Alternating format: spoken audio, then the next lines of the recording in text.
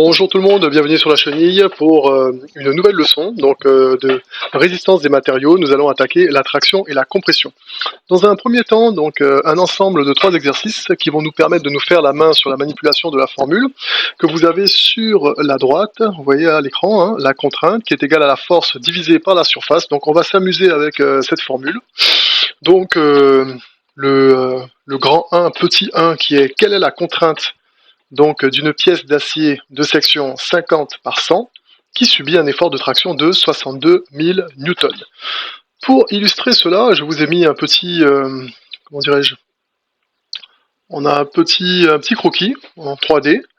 Donc ici, qu'est-ce que nous avons? Si on reprend tout simplement ce qui est noté, c'est ce que l'on recherche, donc c'est la contrainte qui est marquée ici sigma R, donc je peux mettre ça ici, voilà, ce qu'on recherche c'est ça, vous voyez, sigma R, hop, bon mon R il est pas top, mais bon, voilà, donc ça, c'est ce que je recherche.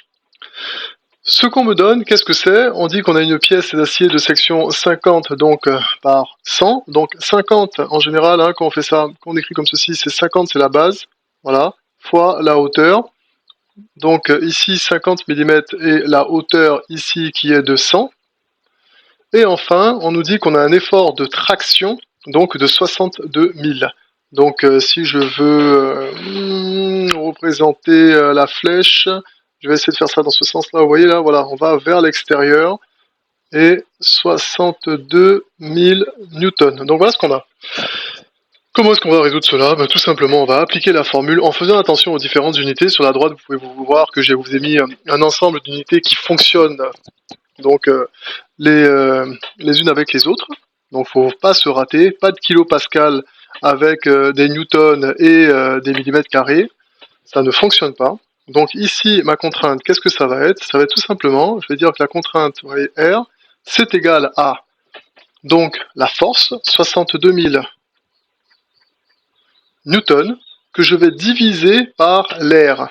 Donc l'air, ici, on va avoir 50 multiplié par 100 mm. Donc on va obtenir des millimètres carrés. Ceci, bien sûr, je regarde mon petit brouillon où j'ai tout fait avant. Comme ça, on perd pas de temps. Je trouve donc 12,4 mégapascal. Donc voilà la réponse. La contrainte est de 12,4 mégapascal, tout simplement.